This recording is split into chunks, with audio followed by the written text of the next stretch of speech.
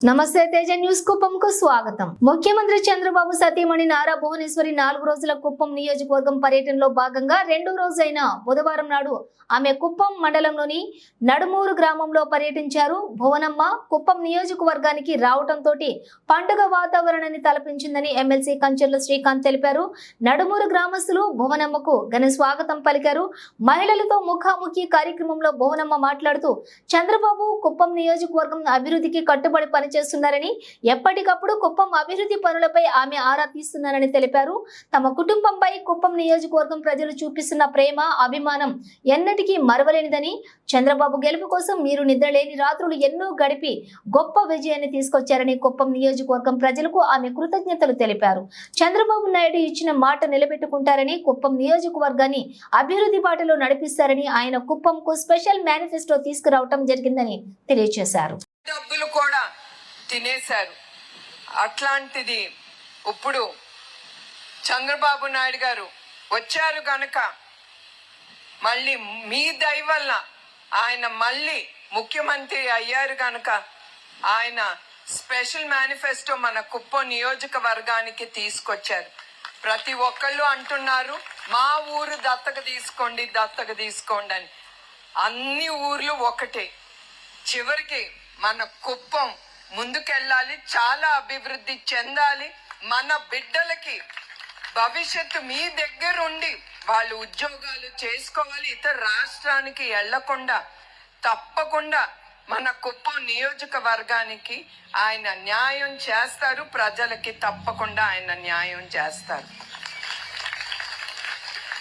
తర్వాత మన కార్యకర్తల గురించి వస్తే, నేను ఎప్పుడు మన తెలుగుదేశం కార్యకర్తలు నేను మర్చిపోలేను. ఎంత నందమూరి తారక రామారావు గారు ఎట్లా తెలుగుదేశం పార్టీ స్థాపించారో, అట్లానే ఎట్లా చంద్రబాబు నాయుడు గారు తెలుగుదేశం పార్టీని ముందుకు తీసుకెళ్లారో, అట్లానే తెలుగుదేశం కార్యకర్తలు మన జెండా ఎప్పుడు పైన ఉండాలని వాళ్ళ జీవితాలు కూడా త్యాగాలు చేసి ఇక్కడ మనం ఉన్నామంటే మన తెలుగుదేశం కార్యకర్తల వలన. అది ఎప్పుడు మా కుటుంబం కానీ ప్రతి ఒక్కళ్ళు మనం మర్చిపోకూడదు. ప్రతి ఒక్కరికి ఆ మర్యాద అనేది మనం తప్పకుండా ప్రతి కార్యకర్తకి మనం గుర్తు చేసుకోవాలి. అందుకే మరొక్కసారి చంద్రబాబు నాయుడు గారు ఎలక్షన్ అప్పుడు ఆయన సూపర్ 6 అనేది ప్రకటించారు.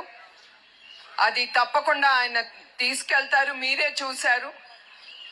1వ తారీఖు వచ్చినమ్మటే పెన్షన్స్ ఎమ్మటే అందజేశారు ప్రతి ఒక్కరికి.